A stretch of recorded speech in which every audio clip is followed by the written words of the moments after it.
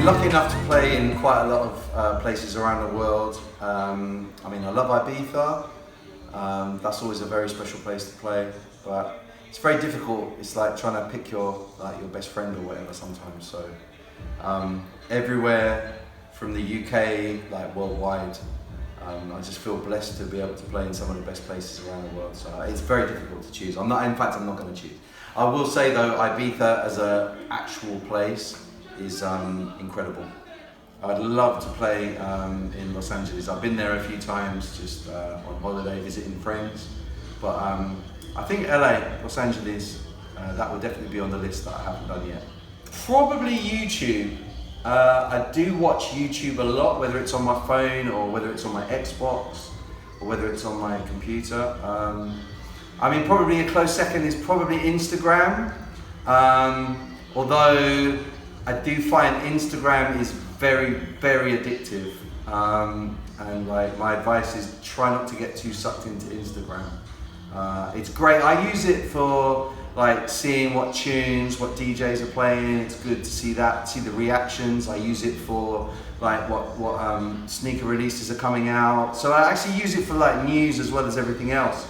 But there's definitely dangers associated with it. You know, the whole likes thing, the popularity contest. So I would definitely, if I had an advice about it, I would say don't get too caught up in all of that and enjoy like real life. But it's very important though, particularly as a marketing tool.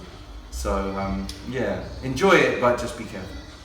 Social media channel, does YouTube count as social media? I guess so. I would say YouTube.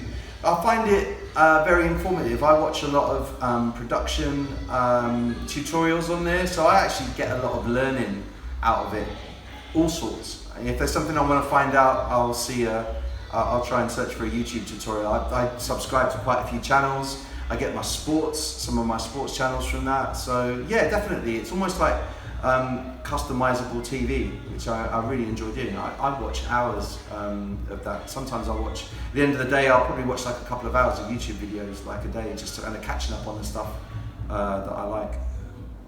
It's got to be BH Mallorca. I mean, it's I've played here like a number of times over the years for the Kiss pool parties. There's always a lot of energy. I love like the changes that have been made now. You can just come and you can have your drinks and have your food, play the sound system. Yeah, it's a great vibe. Afterwards, sometimes it's saved me a few times if I've gone in a bit too heavy on the rider. Pirates definitely needs to get a shout out. It's very close, and if you need something that is going to straighten you out after a heavy afternoon in the sun, that's good as well. But we're going to go out for dinner later somewhere else, so I'm going to explore some more places. But shout out Pirates and BH Mallorca. I think the thing that I was told by my parents, I think the most thing that I learned from my parents, especially my dad, I think was to be honest and to be good to people. I think maybe as I've got older, it's like a karma thing. If you put good stuff out and you help people, people will eventually help you. So I think that's probably the best advice I think you can have for anyone really. Just be nice to people and you'll find that will eventually come back to you. Not everyone's going to be nice to you, that's quite naive, but I think if you give out a good vibe and you're friendly to people, you'll be surprised. You might meet someone that might not necessarily be able to do anything for you at that time, and then you'll meet them again a few years on and they will be absolutely crucial to something that you want to do, and you were horrible to them in the past, and that's when it'll all come back to you. So just be nice to people. I mean, it doesn't cost anything, does it? You know. I had a conversation with another DJ actually the other day about the song that I played the most. I think the song that I played the most, although I may not have played it at my set that I've just done, I would say it's probably Shaka Demus and Pliers, Murder She Wrote, only because it was very big. It's a very big reggae tune from like the late 90s when I started professionally DJing and all the way through, and it's one of those songs that always works. So and I love it as well. It's important to play tunes that you really like, even if you played it all the time. I just love seeing people's reactions to it. It's a good party tune. Like reggae from the late 90s, particularly to the early noughties, is a real favourite of mine. So I do like playing that. So probably Murder She Wrote, Shaka Demus and Pliers. That one's quite easy actually. The most amazing crowd was, we did a Kissery on the Common, which was a Kiss event. It was on Streatham Common. I was asked to do the last set in the main tent. So they had the main stage and then they had, I guess, Arena 2, which was the main tent. And I can honestly say, hands down, it was the most emotional set. The music had to cut at a certain time, obviously, because of licensing. I had an MC with me, MC Ibs, who was absolutely incredible. We hadn't planned anything. I met him during the day, and he offered to come up and host my set. And I thought, well, we need to do something special, particularly for the closing set. So Kissery, it was Kissery on the Common, so it was all classics. I really thought what I wanted to play, everything that I played worked out, which doesn't always happen. Let's be real, you might try things and sometimes it doesn't work, so you have to go to something else. Everything worked. And at the end, the sound technician said, look, we're really sorry, the crowd was going crazy. I finished with Killing Me Softly, and I had to actually jump from like the middle of the tune to the end of the tune where everyone's doing, I won't even sing it, but there's a bit where Lawrence does the singing, everyone goes, whoa, whoa, whoa. So I had to jump because the sound was being cut. We jumped to that part, and then the MC got everyone to clap their hands, and that kept going for 2 minutes after the music was cut. And I just remember being like incredibly emotional after the set, because like, that was a special moment. And in fact, thinking about it, I'm just getting emotional now. It's incredibly, when you connect so much with a crowd, it's the best feeling. I really like living outside London. I live just outside, sort of in southeast London, so we get the green spaces, and it's not too far to move into to London. I love the fact how integrated it is. So you'll have all different races, cultures, religions, and I think we just get on, and it's the reason why, particularly the UK, but I think there's something special about London where everybody gets on and it's a melting pot. You've got so many influences from different, whether it's Asian, Caribbean, African, British. It's a place I think that you can take for granted because you actually live there or you live in that area. There's a reason why a lot of Americans are looking towards UK music right now. But I think if I had maybe if I had a holiday home somewhere, I would probably go back and say Ibiza, just because there's something about the place. Whenever I land, even though the schedule could be quite hectic, I just feel relaxed as soon as I land and I'm in Ibiza, something happens and I don't know what it is. But there's something, it's a little bit of a cliche, but I think it's actually true. I think there's something very spiritual about Ibiza. The sunsets, I think, are magnificent. But yeah, maybe I would stay in Ibiza. I love the west coast of America. But yeah, maybe if there was one place, because it's not too far from the UK, I'll probably say Ibiza. I'm moving away from meat, so I'm kind of going more towards fish, although I still will eat meat. I had the most amazing tuna steak in Ibiza a few years ago. Salmon I love. I really like fruit, to be honest, which will, I think if you ask me the next question, I think we will lead on to the next question. I love apples. My favourite drink is coffee. What I do, I don't have any, I have my coffee, I have oat milk with it. I don't have any sugar with my coffee. I have an apple with my coffee. When I'm at home, I will have, it sounds really crazy, but this is what happens. So I'll make my coffee, I have 2 coffees a day generally. I'll have my coffee with oat milk and I will have a very sweet red apple, which I'll eat at the same time. I kind of think it gives me the sugar, but it also gets rid of that dreaded coffee breath if you're talking to someone. So I feel it's like freshening me up while I'm getting that energy boost, because I don't really do energy drinks. I don't do soft drinks. So if I'm about to go out and I'm about to do a set, a lot of times on my rider, I'll have espresso on my rider, which can have its side effects. I did a show in Egypt once, and I think I had the most strong coffee I think I've ever had in my life. It stayed in my system for like hours, I couldn't go to sleep. But yeah, coffee and apples, there you go.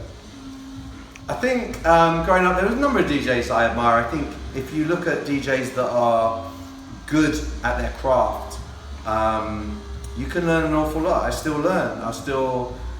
I'll go somewhere and there'll be a resident DJ where I'll be doing a guest spot. I will stay, I will get there early, I'll do my set, I'll stay afterwards and I'll see what the resident was doing. See if maybe he played some tunes that maybe I hadn't heard of before, or maybe they work really well there, and it'll just get me thinking, I think, because a lot of the thing about DJing, it's a mental game. It's about knowing which tunes to play where. But definitely starting out, there's a DJ called Cash Money who still goes, who's still DJing. He did a lot of performance stuff early on. I really liked his style. I think Jazzy Jeff, the Fresh Prince, I think EZ. And then, I mean, there's a lot of my peers, there's a lot of my KISS peers. I think are like great, like Shorty, I think MK's good, Pioneer. There's loads, you know, Hype. There's loads of DJs. I think you can take things, even if it's not in the genre that you're in, you can just appreciate. So I just appreciate like the art of DJing, people that are just like into and take time and care about the craft of DJing. I mean, as a spectator, it's difficult because I think when I'm not working, a lot of times I try and tend to switch off because I produce during the week, I DJ at the weekends, so if I'm not working, I think it's really important to try and just shut down and do something. I've got a family, I've got a young daughter, so I just try and switch off completely. But there are some festivals that we would go to. I think I would probably go to like child-friendly festivals. There's one coming up called On Blackheath, which I think will probably be my daughter's first festival. So something like that. It's very difficult for me to go somewhere and actually completely relax because I'll always be listening to the music and it'll always be like, oh, this guy's killing it, or oh, I'm not sure about that, and it's really difficult. I can't take myself take the DJ hat off and just enjoy it. Somebody actually said that to me when I started, when I said I was starting producing, and they said it's gonna be very difficult now for you to just purely enjoy music, because if there's something that you really enjoy doing, you're gonna want to be able to produce like that, and it's gonna absolutely bug you if you can't do it. And if you hear something previously that you just enjoyed, you might analyze it and just think, actually that's not as good as I thought it was. It's kind of a bit like that with DJing. So I really do try, but I would definitely recommend something like a History on the Common. I think I would enjoy if for any reason I wasn't able to play it. I think that's great. I love kind of the old school stuff, the old school vibes. But like, you know, if you go to Miami and there's like an amazing like classic house set, I mean, I would love that. You know, I could probably switch off and just kind of enjoy that with a couple of drinks probably. The first place that I DJ'd at, you know what? It was probably, I mean, if you're watching internationally, you might not know what it is, but it was like a scout hall, which is a bit like a community centre. When I first started DJing, I was putting on parties, not even so much to make money, it was to give me an opportunity to DJ. I really, really wanted to DJ. I wanted to DJ to people. The money came second, so we would hire this hall, which is actually not too far away from where I live now. And we would just put on a party. We could only afford like 2 lights that would just like sweep across the crowd. It was like very, very dark, and we were just playing like hip hop, maybe some early house, and it was amazing actually. If you think, I was thinking about like the production would look really, really good if somebody streamed it now.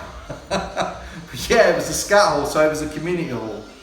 But yeah, I'd recommend it if you're not getting, as a young DJ, if you're not getting put on in established venues, try and find somewhere, maybe get together with your friends that share the same passion for music, put something on, pull together. Even if you break even, you haven't lost any money and you've had the opportunity to put parties on, which is kind of what we were doing. I was kind of breaking even, putting on these parties and having good fun. So, I mean, I've been DJ Swerve since probably 99, 2000, so it's been going for a long time. There are a few other DJ Swerves out there, but I don't think there were any that were there before me. I think it's difficult. That is one of the questions that I couldn't think of anything in the time that I had. I would probably try and go for something like really like cheesy, just so that it was just like different from anything else. I always liked, I'm sure there was I might be wrong, so forgive me if I'm wrong. I think there was a DJ called like Super Dave, and I just thought Super Dave was just amazing. It was just like super, because that's obviously your super, and then your name. So maybe mine would be like Super Chris, something like that. I don't know. It would be something that you would see that on a flyer. You would go down all of the DJ names, and then you would just suddenly see like Super Chris, and you'd be like, what? So you might be interested. That would hopefully then entice people in to see him. It's like, whoa, this Chris thinks he's super. What's that about? So something that's eye-catching, I think, and ear-catching. I think you would definitely need to do that. I think that's what I would say. But names are very difficult. I'm quite good at them. I've managed to come up with quite a few names for things, so I know I could come up with one. Maybe Super Chris.